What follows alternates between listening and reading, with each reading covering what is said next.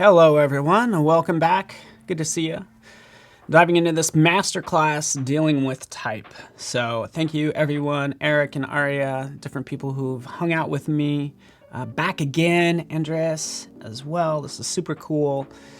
Type is huge, by the way. I would love to talk about everything dealing with type, honestly, especially when it comes to graphic design as well. So yeah. Gonna have this design. I'm gonna go ahead and dive into this if I can. Yes, Patty, how come it says only one is watching? Yes, I'm talking specifically to Patty. The stream I'm doing for Patty right now. She's the only one in chat. But check this out. Yeah, let's take this. We'd have fun with text right in here. Super easy. I actually really enjoyed working with this font as well. Picking an appropriate font for your subject matter is huge, right? We can see this one actually has a lot of character, right? It's called Blenny for Haight-Ashbury. Right in here, I can jump in, kind of change this accordingly, and have some fun with this. Honestly, probably what I would do is I'd probably break this up into different lines, but I want to start distorting this. And I got 1,000 other examples of this. So many examples of type, but let's kind of dive into this because I'm just going to have fun designing and we'll talk about kind of like why I'm doing what I'm doing. For one, I can manipulate this. This is all on one line, which typically might work out pretty well. It actually looks better like that. Sometimes I'll separate this out into different lines, right? So I'll have this one.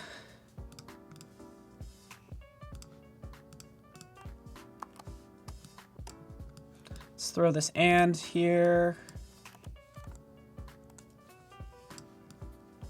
Because I want to nest that ampersand underneath. I'll do Command T a lot of times just to scale that text. When I do, if I look at my properties panel, check this out. I like this. Let's move this down. This text is 177 points. I'll do Command T. I'll scale that up. It actually scales up the font. And yeah, it doesn't distort it or anything like that. So that's actually, this is doing the effect that we want. We want this to be different, right? There we go. Cool. From there, take that and Command T, scale that up like so. We'll nest this right in here like that. And I want these all to be part of one object that I can manipulate. I can select all those layers, and I'll typically convert those to a smart object. So this is going to be my text element within this design. Exactly, Aria. I love that ampersand. Thank you so much, right? Super cool, right? Convert to smart object. Thank you so much for liking it. I think it's super fun. And there's more I can play. I'll play with this like all day long. But since it's one element, if I decide I want to add a stroke around it, I can do that. So right in here, if I double click, by the way, if I double click in this empty space here to the right of the layer, I can add a stroke to it. You can see it's super huge, right? We'd scale that down, but also change the color of it as well. So go in here, change that to white, for instance, just like that. I want this to be even more playful, right? I can add a number of effects right down here. You can see it actually remembered the various effects that I've been working with. But right down here, you're saying, oh, I don't see another place to add another stroke. We'll just click right here on effect, or this FX, and add stroke, okay? So now here's my second stroke that can be a different color as I pick yellow, right? Like so. Kind of hard to see, but I'm going to expand this. Actually, this is position outside, right? So I want to kind of show you this. If I scale this up or down, it actually just showing you that it overlaps the white stroke. So whatever's on top is going to be in front, underneath is going to be behind, right? If I want to move these and adjust the stacking order, I can move the white underneath like so and have this look. So that looks pretty good. I'm going to go ahead and add a drop shadow, clicking right there. There it is. The interesting thing about this drop shadow as well, so you don't see anything until I expand this out further. The drop shadow only works on the actual text and not on any effects, because since this stroke added thickness to it, the drop shadow doesn't really add that same amount of thickness, by the way. Different ways around that, but all I want to do is I just want to increase the distance and then change the size, right, to just give it a little bit of depth is all I'm going for. A little bit of subtlety, like so, right? That's looking pretty good. What's up, Patty? Good to have you here. Yes, exactly. The stacking order and the fact that you can add as many layer styles as you want, right? Which is super nice. Strokes, drop shadows, it goes on and on. Okay, let me open up one file just to show you why there are so many drop shadows, right? So let me just open up this file. I'm going to show you another example of text using layer styles right here, okay? So if we take a look, we could see how I did not make this file, but you could see how this 3D look is sometimes made. It's because they're actually duplicating layers, and a lot of times you'll have like 15 drop shadows to create depth. All right, so that's what's done in some cases. You're either duplicating the text layer, adding an effect to it, or you're adding many different effects to one layer, right? But you can see how complex things can get, by the way. Personally, what I would do is I would actually make this 3D text. So that's what I would do. This actually looks really good, though. I'm not dissing this at all, because this is super cool. Boop. Just kind of showing you what you can do with layer effects, basically. Super neat. I'm actually really into that background, by the way, so I'm going to steal it. Let's put it in this design. Grabbing that layer, dropping it over, like so. There it is. I just like those dots. All right, so let's move on. Back to this one. I use shortcut keys a lot of times, by the way. That's how I'm doing. That's how I'm bouncing between all these different files. I could add a little bit of highlight, have some more fun with this. Cool thing is since this is part of a smart object, I did this earlier, right? But I can use any one of these effects that I want, whether I want to go into distort or if I want to use liquefy. I think liquefy is awesome. Like I feel like I have more control when I'm in liquefy than I do doing a twirl, right? So yeah, quadrant view, just so you know, that's what I was talking about. All I'm doing is I created a shortcut to tile, and then I created a shortcut to consolidate all to tabs. So that's how I do that. Yes, we might be able to get into 3D text in a sec, but here we have it like this, filter. I'll do liquefy. Like I said, I can go into distort. I could do twirl, by the way. You ready for this? This is what twirl looks like. It's gonna twirl that text around a center point, right? Just like that, click OK. That's pretty cool, sure. I'm gonna go to filter, I'm gonna go into liquefy. Liquefy has a lot of those same capabilities because look, right over here, we have this twirl clockwise brush that we can use. So I feel like I even have more control to say, hey, you know what? I want a twirl right here, like so. The next question is, how do you reverse that twirl? Hold down the Option key. Little secret, by the way, I didn't even know I figured you could, this is what I figured. I figured I could reverse that twirl, and I was like, if I was to reverse that twirl, where would that functionality be? It would probably be in the Option key. Sure enough, I held on the Option key, or the Alt key if you're on PC, and then I pressed down. So if you think that there might be an alternate to whatever you're dealing with, press the Option or Alt key. You can do it. So again, we're just making this look kind of funky. We'll kind of pull this some more, making that brush size a little larger, and just kind of having some fun with this, making it look funky like some weird trip, right? Click OK. Sure, why not?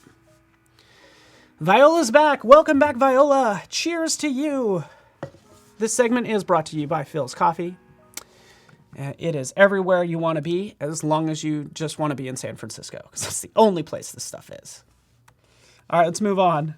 So that's the short of it. Check it out. Boom, boom.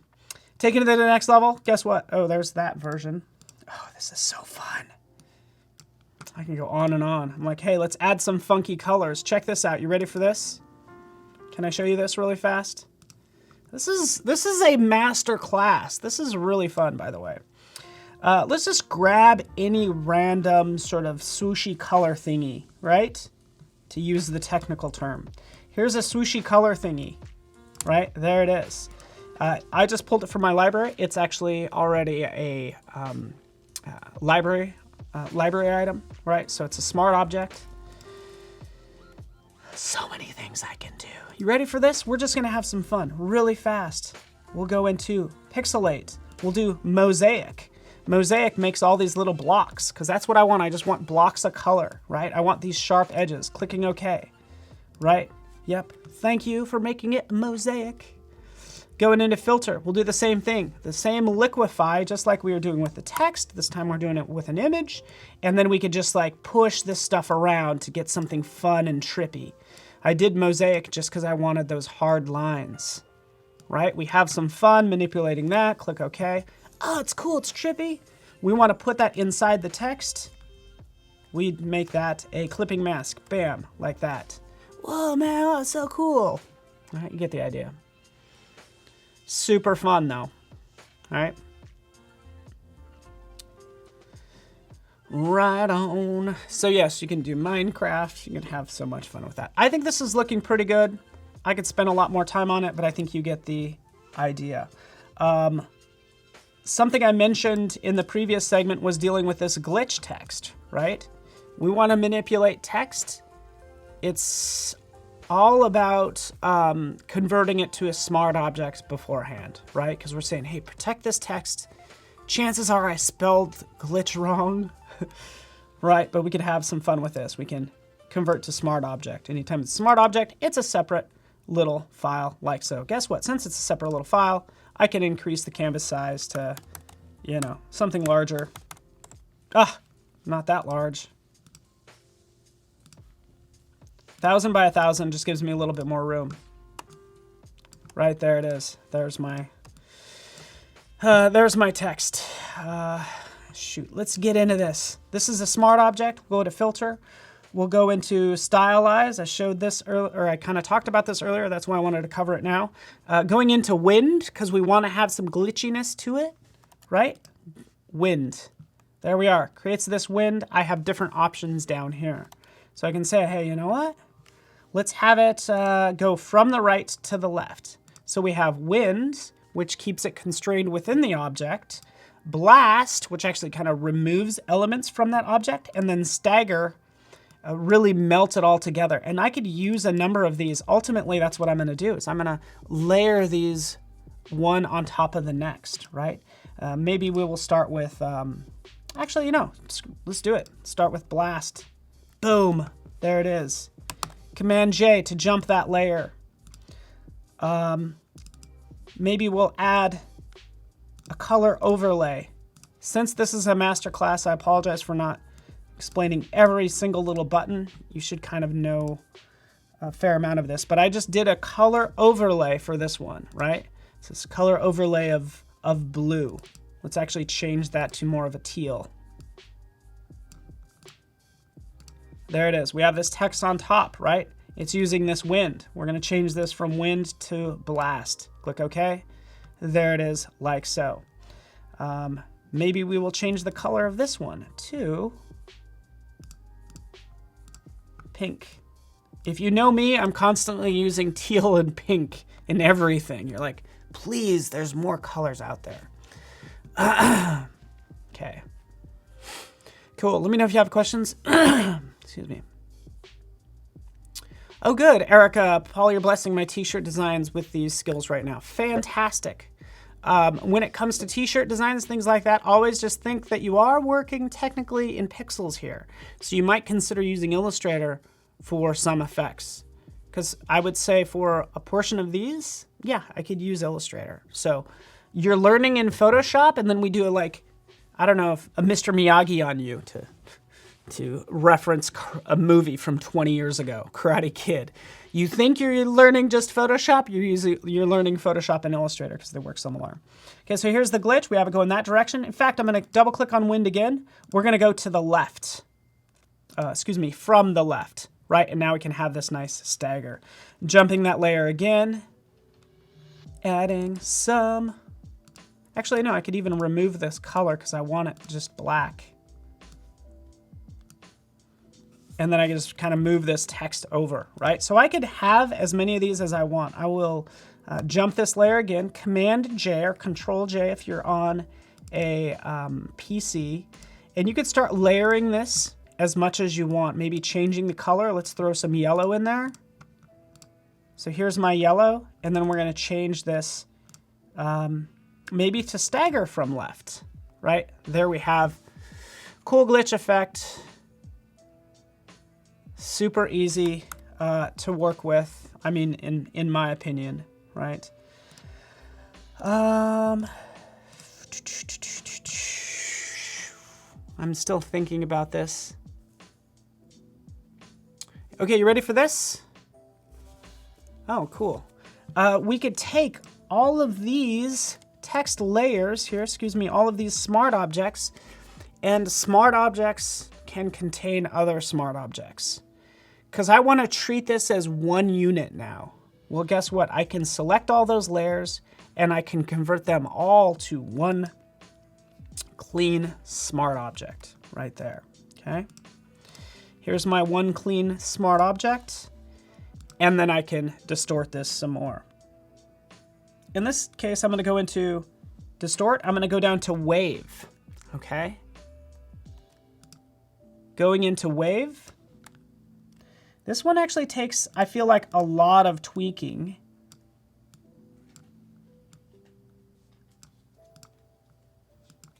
Number of generators. There we go. That's kind of, this is what I was looking for, is like the amplitude. Let's take that amplitude down. Maybe this is working, maybe it's not working.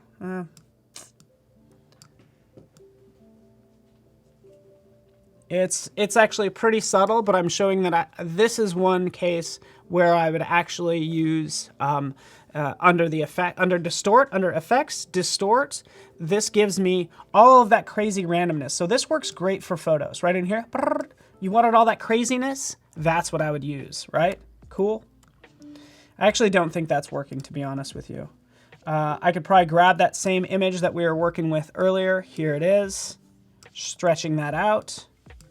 We want this one to be really fun. We go to Filter, Distort, Wave, and then let's have fun with this amplitude. There we go. Ah, love it. Tell me you don't love this. I think it's super cool. Minecrafty, Waveify, Minecraftify. But tell me this isn't gorgeous. Look at that.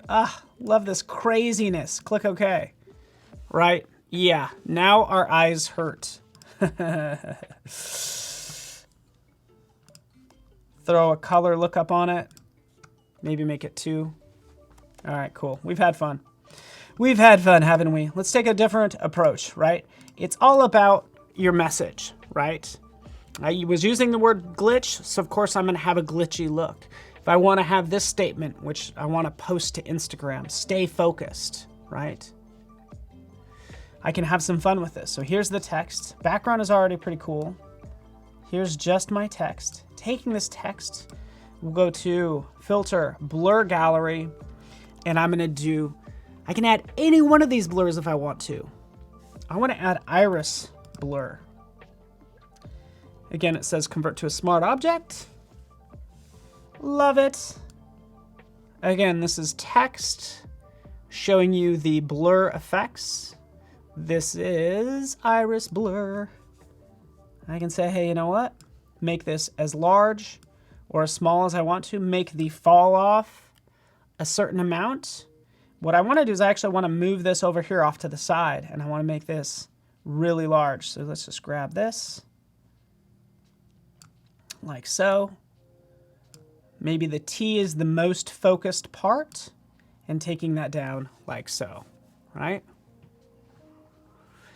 Stay focused, right?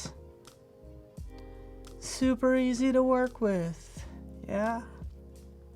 And you get a fantastic result. Clicking OK, there we have it. Here's my smart object. There's, says blur gallery, and I'm using iris blur. Oh, Aria, I'm so glad you like it. The great thing is guess what? It's not gonna maybe be perfect the first time you use it. You could always jump in and change it, change the size of the blur. When you're working with these controls actually on the image, it's the same as manipulating these sliders to the right, okay? Looks pretty good. Let's make that fall off really tight, like so. I think extreme fall off works really well. Moving that over, making this larger. Oh yeah, stay focused. You gotta stay focused, you gotta have goals. Viola's obsessed with food. What are you even talking about? Let me guess, you're so obsessed with food, you probably have it every day, don't you, Viola? All right. Oh, love this. Let's take a look at this. Let's roll this back. Gosh, I don't even remember how I did some of this. Thank you so much for joining me, by the way. I really appreciate you.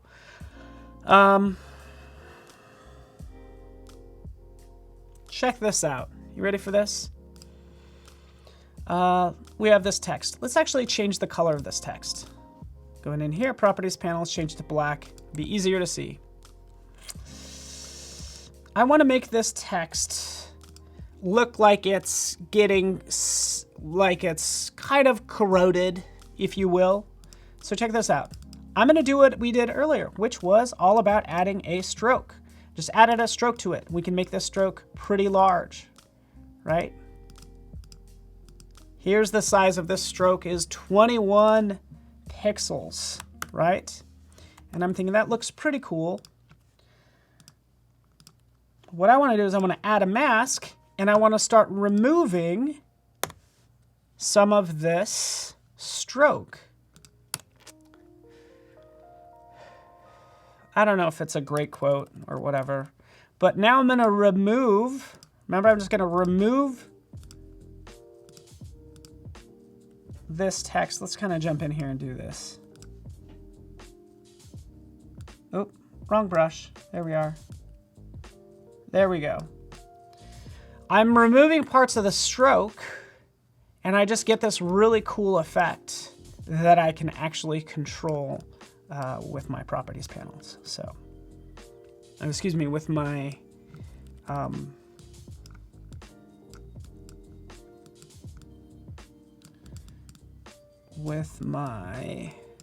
styles panel. Cool. I don't know if jealousy is contagious, but this is what we get. These are actually 21 pixels in size. The cool thing about this, I'm painting with this layer mask. I can go into the stroke, right? We can take this down, and it's going to change it globally. So this actually looks pretty cool, right? Where's that text coming from? I added that second line. So we could have some fun actually painting this in. Ah, there it is. Let's even change this phrase too. What else shall I say here? I don't know. I can't think of anything else to say. Painting with black, painting with white. You get the idea. Cool.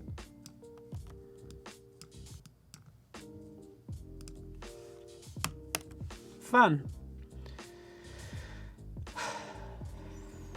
Yes, thank you, Marina. Thank you so much. Marina noticed, and maybe you've done this before, I had my brush and the flows set clear down to 5%, if not 1%, right? You could do actually 1%, and it'll produce a little bit more subtle of an effect. So I'll take this down to 1. Another thing I do with my brush, I hit the X key and it flips those two colors, right? So now I'm painting with black, X, painting with white, white adds, or white reveals, black conceals, as they say. And since I'm painting with 1%, you could see it actually takes a little bit longer, so I could be like maybe a little bit more subtle with that. Cool. All right, cool effect though. All right. Oh, let's get into this. I want to show you something else. We've done this, we've done that. We've done a number of things with this particular. Here we go. One day or day one. How deep? I wanted to kind of point this out just so you know, if you are using text, sometimes as you mature as a designer, it's going to be the simpler approaches are going to be more effective, right? I played around with this so much that I had to scale it back and do something a little more simple because that seemed to get the effect across. All right, so let's do this really fast. Okay. Let's dive into this. Glad you like it, Nima. If you've been following along with my daily creative challenge, you'd probably have like potentially a photo of me or whatever. Doesn't matter. But this is what I want to do next. I did this a couple weeks ago, and I want to show you kind of some pro tips with this. So check this out, Felicia. You were so kind, Felicia. Thank you so much. But check this out. Take a picture of yourself. I know you probably have a selfie on your camera roll. By the way, you ready for this? I'm going to blow your mind again. You ready for this? I'm going to freaking blow your mind. Did you know Photoshop can take photos? Let's flip this around. I even took a picture of me earlier. Check this out. Photoshop can take photos. If you go to File, down here to import from phone or iPad, take photo. Right? Check that out. Boom. Take photo. It connects to my iPhone. They're on the same network. It's using the same Adobe ID. I'm flipping this around. I'm going to take a photo.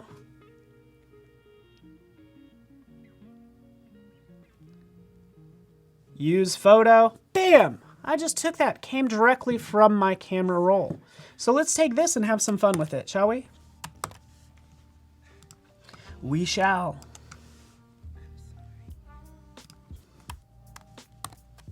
Oh yeah. So I have this. I'm like, okay, that's cool.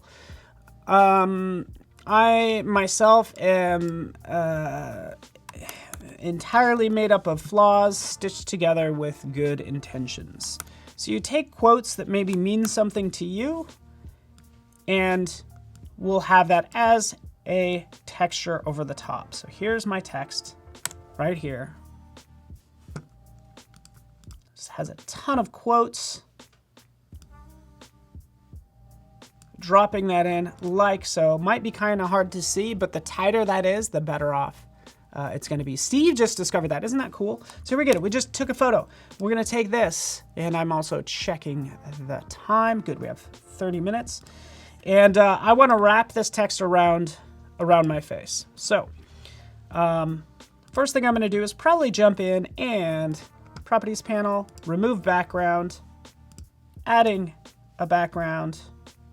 That's just going to be black. Boop. There we are. And let's have some fun.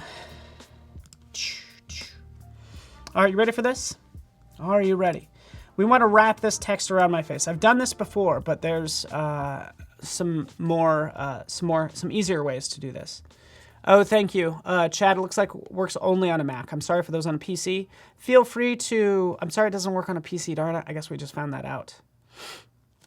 And by the way, it does say iPhone and iPad, so yes.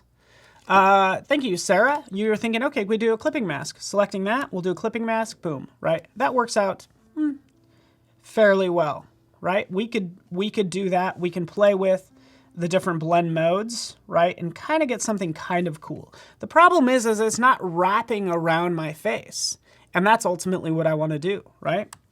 I could use liquefy, right? We learned that earlier. Come in here, convert to smart object, and try to bend this into place using liquefy. That's going to take a lot of time. Instead, what we want to do, by the way, here I'm just kind of smudging this around, right? That's what we could do. We want to make this even easier, and this means creating a bump map and then using that. Displacement map, VV knows what's up. So, and VV might know this. First off, I'm going to take this image right here. It says, hey, you know what? I'm going to go to filter. I'm going to go to, hold on, image mode, RGB, boom, boom, boom.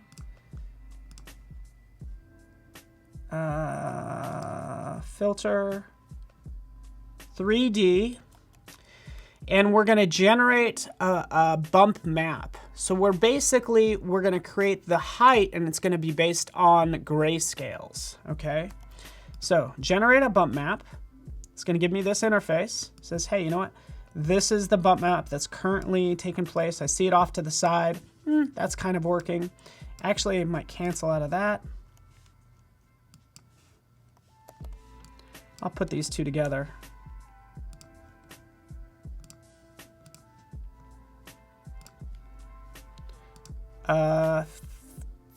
Generate bump map. There we go. I just included the background is all I did in a second ago. So here it is. We can control the height based on the grayscale here. I can see kind of what it's doing. It should be pushing back that background. And I can control the amount of bump that we deal with. I have this cranked all the way up to 100%. Obviously can control the blur and different things. But you want a little bit of blur because that's going to control the depth. Click OK. I can add a little bit more brightness to it, so I can kind of crank that up like so if I want to. But this is ultimately what I want, okay? So I'm going to save this.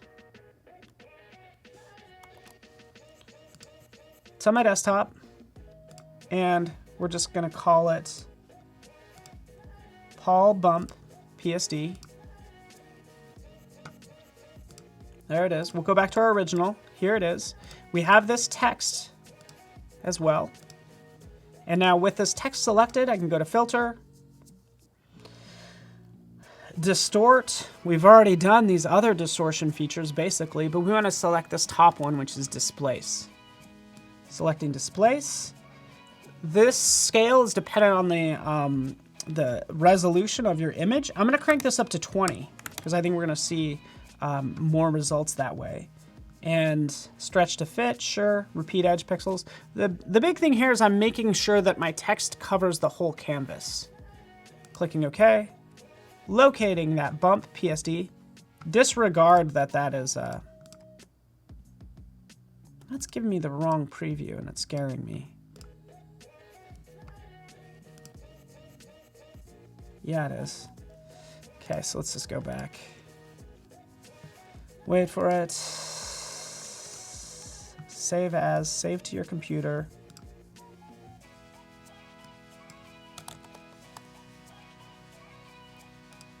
It does have to be a PSD, so we'll just call it Paul PSD. There it is. And now we can select this text and then locate displace. Locate this PSD, select open, and you can see it distorts around my face.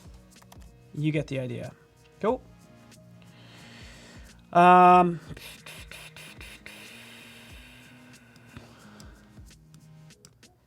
we get something that's a little bit more convincing than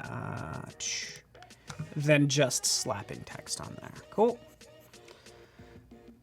Yeah. All right. All right, fantastic. You get the idea. I'd probably take this, select it, create a layer mask, move this down, change this blend mode to something else. Right, so now I have this distortion, by the way, and I want to put the image inside of the text here. Well, here's my image. I can just change this to say darken or any one of these other blend modes, right? Like so. And I can play with the brightness. So check this out. I'll hit B for brush. I could paint a little bit in here. Why is this set to dissolve? But I can kind of bring in some of the eyes if I choose to, right? Or the mouth. You get the idea. Cool. Cool. All right. Viola, thank you so much for hanging out with me. Fantastic. We have that done. I guess we have time to get into some 3D if you're interested. Yeah, the text gets a little funky right in here. I totally agree. It would all come down to me. Sorry about not that one. Working with this bump map I would paint in here with white is what I would do. So let's do 3D. All right.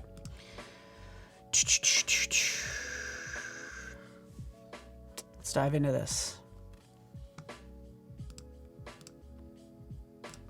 Let's just use this graphic. Okay. All right, so let's do some text. Let's kind of jump in here. I need a phrase, something 3D.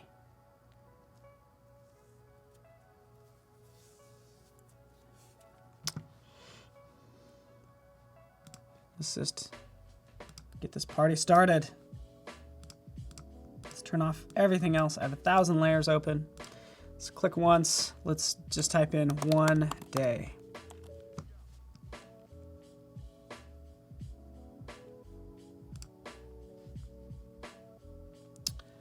Crank up the size of this.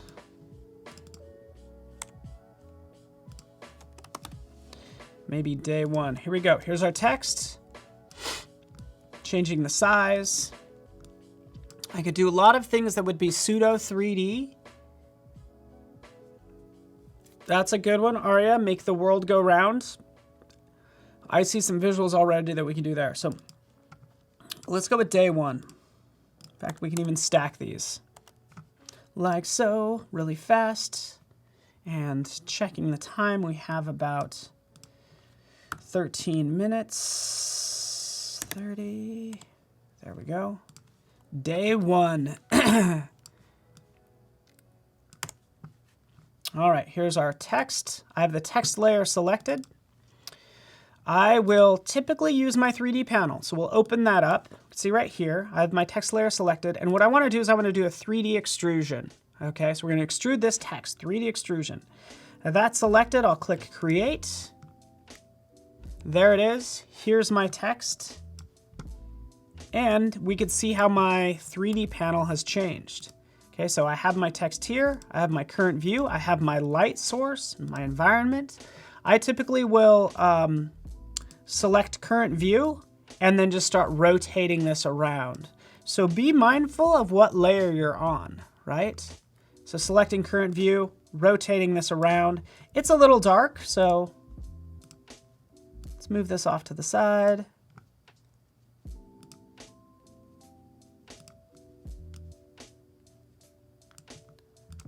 Changing the environment light, and I even have this infinite light here as well. So environment light is, of course, the environment. I have this infinite light that should be changing, and I don't know why it isn't. It's driving me nuts. Let's just do new infinite light.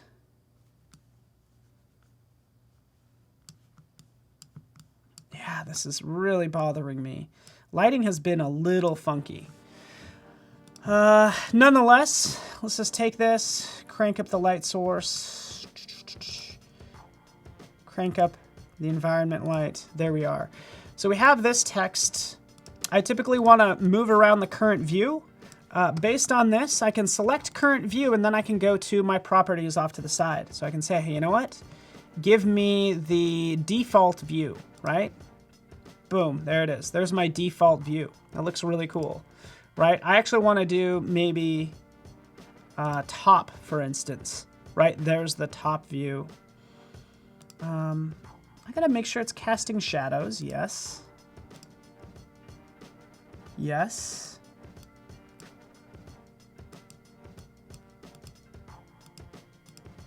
It's very weird, this lighting situation. Anyways, I'll just kind of go back to this. Let's go to default view. This actually kind of gives me the look that I want. Be mindful of what's selected. As I select this object, I can move the object like so. I can rotate it. Ultimately, I kind of want a more interesting view, like so, like this. And that's it. Like, just be mindful of what layer you have selected. That's the big thing. The cool thing about this, by the way, is once this is created, yeah, I can change the material on it. There's this front inflation material that I can make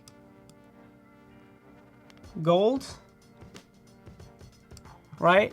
I can change this color to the front of the front inflation material and the extrusion material, right? And you do that all in the properties panel right here, right? So if I want to change that to red, you get the idea. But we also have something called Adobe Dimension. So maybe I want to use Photoshop to a degree. Maybe I actually want to make my text 3D in Photoshop. Once this is done, I have this 3D layer selected right here. I can go to 3D and I can export out this 3D layer, right? Export out this 3D layer as a OBJ file to your desktop. Call it day 1. And then we can launch Dimension and use that. This is going to give us even more control and more materials, okay? So created the text in Photoshop. I'm now in Adobe Dimension, which comes with Creative Cloud. We'll go to Create New. Yes, Adobe Dimension is 9. Hey, Colby, good to see you here, buddy. It is Mac. Let's move me over.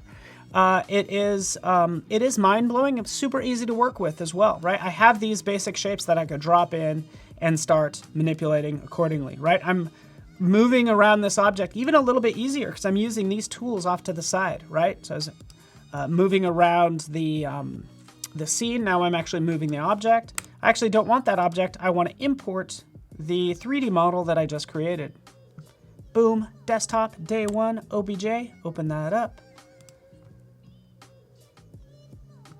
Right, there it is. And it is massive, right? We can fit to view right up here. So the current zoom to fit selection, boop, because it's absolutely massive. But there it is, right? Now we can kind of pan around this and play with all this other fun stuff that we have, right? We want this to be like glass. We just drop on that glass material and now that is glass. We'll go to these different backgrounds. We'll drop in the desert background and there it is. I can always select that object. I can match the aspect ratio, the lights for based on this image, and that's what's happening right here. I noticed that the sun is kind of coming from behind. I can make sure it's always going to be in front. And I could also jump back in and change that material because that's what I want to do. Let's go with this metal, for instance. Metal will give us a fun look, as we can see.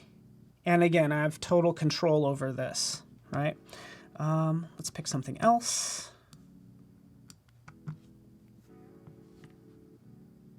Dropping that in. Cool. You do have to experiment with dimension. So check this out. This is like super cool. We have all those light sources. We have lighting in here as well. So jumping in here, I want this to be a bright, airy image. So far, it's looking pretty good. I'll go into these lights and I can have some fun with some of these studio color stage lights. I'll drop that in, right? And you can see how this changes the whole dynamic of the piece, right? We have this, again, color stage, super cool. If I wanted kind of a retro look, I could do a warm key light as well. We could see that light coming through and we could see them off to the side. So as I drop them in, I can start to control, there we are, the rotation and different elements of the light, right? Let's drop in plastic, for instance.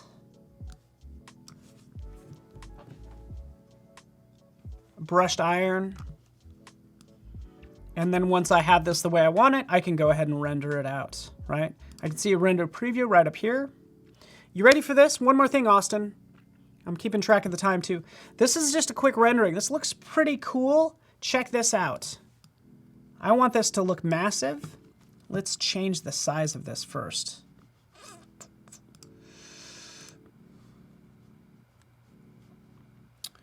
Wait for it.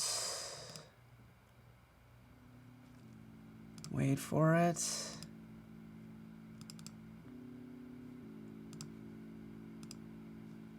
Turn that off. There we go. I'm going to change the size of this to something larger.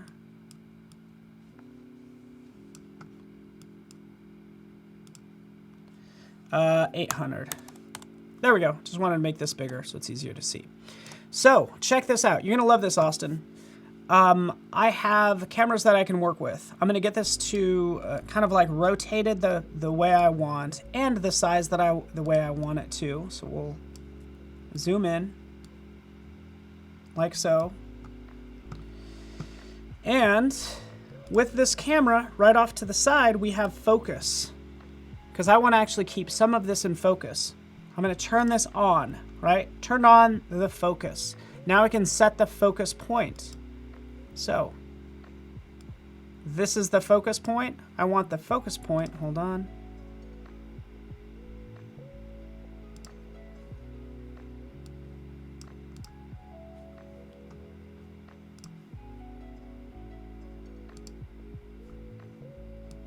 To be right in the center. That's what this is. This is the focus point. Okay, let's crank up the blur amount. You don't see anything initially until we render it.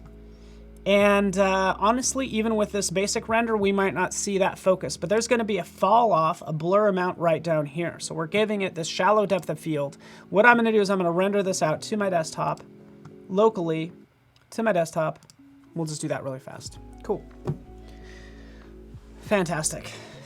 Come on, blur. Actually, you know what? Since this object is so large, remember I scaled it up.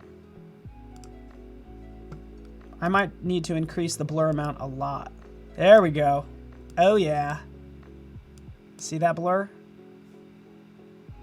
Oh yeah. Now let's render it. Done. Boom. Render. Okay. Cool. That'll render. We can jump back into Photoshop. Can you import this into After Effects and add 3D movement, or will it be flat? You can import this into Cinema 4D Lite. Because like once you have this set up, you can export out at OBJ, just like you can in Photoshop. You can export out this OBJ. But let's do some, and then it's going to be C4D Lite. Because even in After Effects, it's like a pseudo 3D. You have to use a 3D program.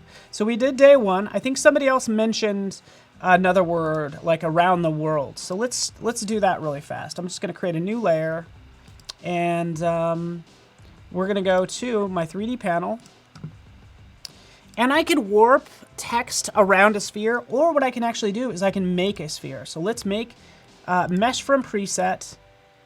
I can grab a sphere, right? And click create. So here's my sphere, right? We don't actually even see it rotating. And I don't know why my lighting is so jacked up. Why does it always have the color as black? But here's my sphere. So check this out. You ready for this? This is going to be super fun. Here's the sphere material. We'll hit edit texture, right? This is the texture for the sphere. Somebody mentioned around the world. We'll add that as a layer. In black.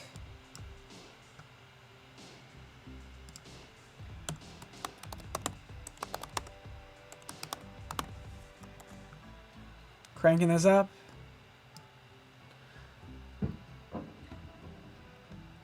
Let's move me back over. Around the world.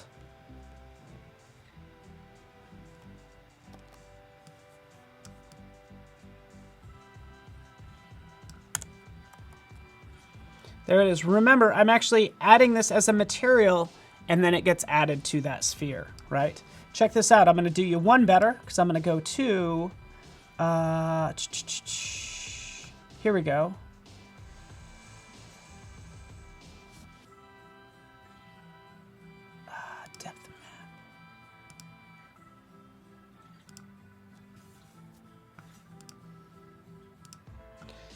into the sphere material, and I want to change this.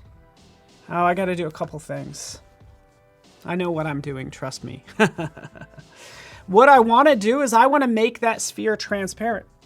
A couple different ways of doing this is maybe just taking this layer and changing the blend mode, right? That's one way of doing things, but we could actually knock that out. There we go.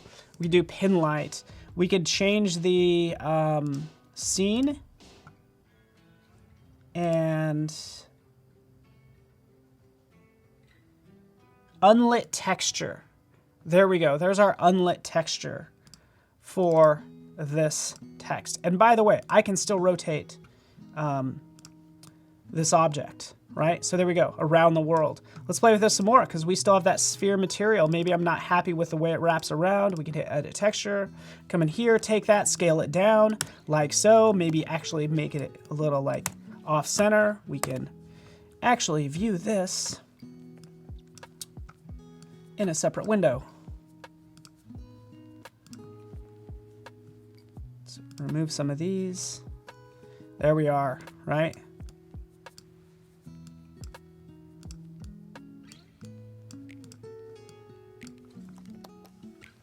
Scaling this down like so, save, and we can watch it update off to the side, right? So this works out pretty well. I can actually get rid of this sphere entirely, but what it means is I have to go in to the properties panel, and I have to load in, actually let's see if I can just crank up the glow, see if that changes things. I have to load in opacity is where I'd load in that a bump map of that same texture. That's what I would do, right? Can you apply filters for 3D? Yeah, you can. What you need to do in that case is you just convert it to a smart object, right? Be happy to do that. Around the world. You get the idea. Apologize. A lot of designing is just like tweaking things to death. There we are. Cool. Easy enough.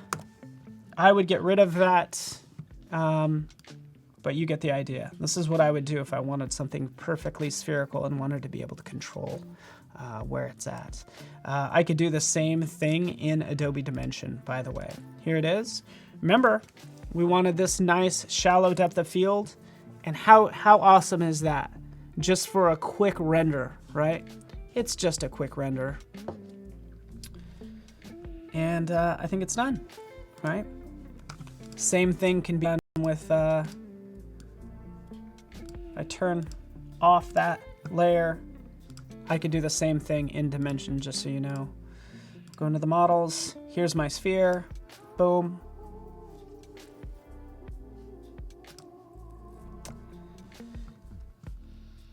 Turning off that depth of field. That's why it's so blurry. And I can map content directly onto it. So go into libraries. That's where I'd save my graphic. Coming down to my last minute. Holy cow. This went fast. Here's a lot of my graphics, brushes, all sorts of things in my miscellaneous category. But this is where I would actually drop on the text if it was in my library, right? So that's the short of it. But I'm kind of running out of time. Thanks so much for hanging out with me. 1,000 things I could do. I was hoping to just inspire you with cool things that you can do with text, different ways to treat it, different ways to manipulate it, and hopefully you feel inspired to, you know, create whatever you want kind of based on the message that you're going for. So thank you, Rosemarie, and everyone. Really appreciate you. Stay tuned. We have, guess what? Good old Jason Levine up next, doing audio and video. He is the coolest, and I'm going to be watching that. Thank you, Colby, Aria, Steve, Jack, Rosie. You guys are fantastic. Stay tuned with Jason Levine up next. with some video and audio magic. Thank you, everyone. Have a beautiful day, and follow me online, PTRANI on Instagram, because that's where I'm going to be posting some of these examples. Thanks, everyone. We'll see ya.